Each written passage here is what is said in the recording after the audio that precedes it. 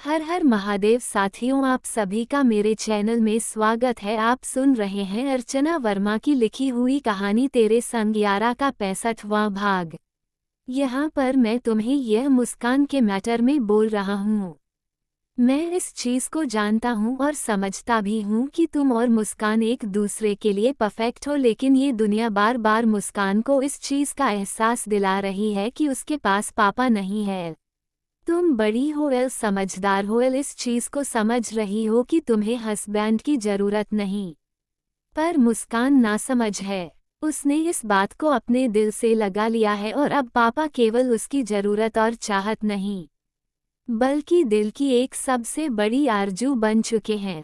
तुमने अगर मुझे मुस्कान से दूर करने की कोशिश की तो मुस्कान तुमसे भी दूर हो जाएगी।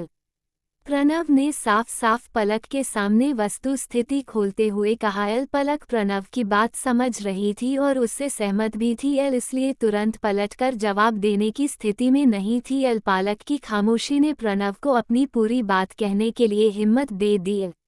मैं ऐसा इसलिए कह रहा हूँ कि मैं खुद इस चीज़ को मुस्कान की बातों के दौरान नोटिस किया है। एल तुमने शुरू में भी मुस्कान को पापा नाम के एहसास से दूर रखा है, जिसका नतीजा ये हुआ कि वह आदमी मुस्कान के कोमल मन के इसी डर का फ़ायदा उठाते हुए मुस्कान की ज़िंदगी में दाखिल हो गया। तुमको पता है आज मुस्कान ने मुझे क्या कहा था?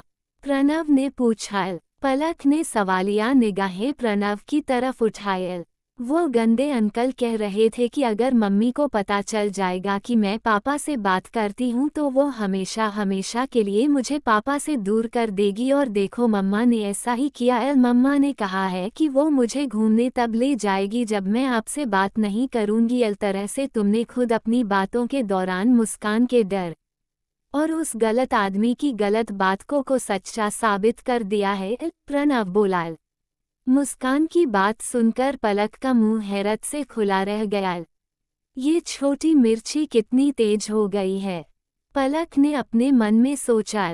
मुस्कान से कुछ भी कहने और पूछने की जरूरत नहीं है पलक, गलती तुम्हारी है। तुम्हें समझने की जरूरत है। तुम मुस्कान के कोमल मन को पढ़ नहीं पा रही हो। एक बच्चे के परवरिश के लिए माँ और पापा दोनों का होना बहुत ज़रूरी है, और ऐसा मैं अपने निजी अनुभव से कह रहा हूँ। मेरी दुनिया में मेरे डैडी मेरे सब कुछ है और उनकी दुनिया सिर्फ और सिर्फ मैं हूँ। मेरे ऊपर सौतेली माँ का साया ना पड़े या फिर मेरे प्यार में कोई बंटवारा ना हो, इसलिए उन्होंने दूसरी शादी भी नहीं की। लेकिन फिर भी ज़िंदगी में कई ऐसे मौके आए जब मैंने शिद्दत से मम्मी की कमी महसूस की, जबकि मेरे साथ मेरी दादी भी है, जो कि आज के डेट में भी मुझे अपने खुद के बेटे यानी कि मेरे डैड से भी ज़्यादा प्यार करती हैं। मतलब कि मेरे पास ऑलरेडी माँ का प्यार है। पर फिर भी मुझे इस दुनिया ने कई बार यह एहसास भी दिलाया कि मेरे पास माँ नहीं है। पर तुम मुस्कान के बारे में सोचो। मुस्कान के पास ना ही पापा के प्यार का रिप्लेसमेंट है और ना ही पापा का नाम, और उसमें भी ये दुनिया इस चीज़ का एहसास दिलाने के लिए हर पल तैयार खड़ी है कि उसके पास पापा नहीं है। मतलब कि तीनों के तीनों स्थितियां तुम्हारे फैसले के विरोध में है। इसलिए इसे मेरा एक रिक्वेस्ट समझो या फिर प्रपोज समझो। मैं साफ साफ बात कहता हूँ। कहते हुए प्रणव ने अपनी नज़रें पलक के ऊपर जमा दी।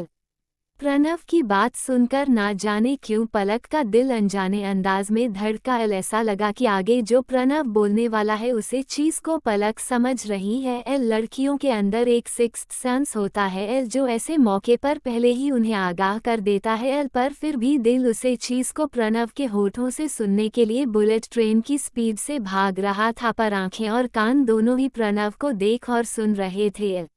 मैं मुस्कान और तुम्हें दोनों को ही अपनी ज़िंदगी में शामिल करना चाहता हूँ, या फिर ऐसा कहो कि मैं खुद तुम लोगों की ज़िंदगी में शामिल होना चाहता हूँ। मतलब कि मैं तुम्हारे साथ शादी करके पूरी तरह से मुस्कान की कस्टडी चाहता हूँ। एक गहरी सांस छोड़ते हुए प्रणव ने आर पार की बात कर दी थी। प्रणव की साफ साफ बात सुनते ही पलक झटके से अपनी जगह से उठकर खड़ी हो गई।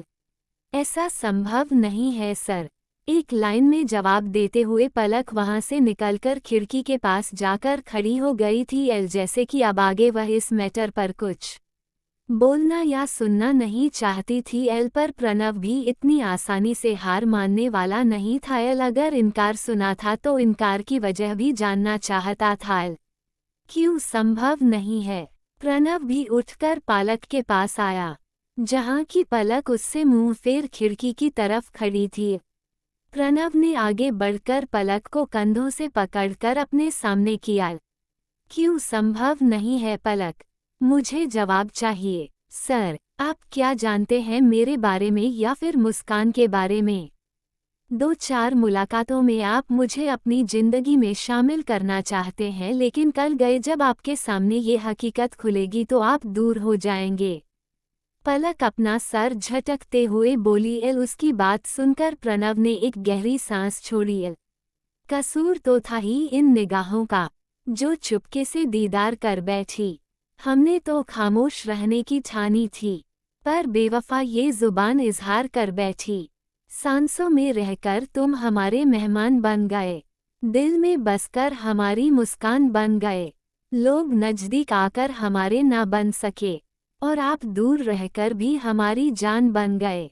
अब तो दिल में बस यही एक चाहत है, जाना जिंदगी हो तो बस तेरे संग यारा। क्या देगी जवाब पलक जानने के लिए बने रहे अगले भाग तक। तब तक के लिए वीडियो को लाइक और चैनल को सब्सक्राइब करना मत भूलिएगा। खुश रहिए, स्वस्थ रहिए, मस्त रहिए और यही यूट्यूब पर मिलते रहिए। मिलते हैं अगले भाग के साथ। हर हर महादेव।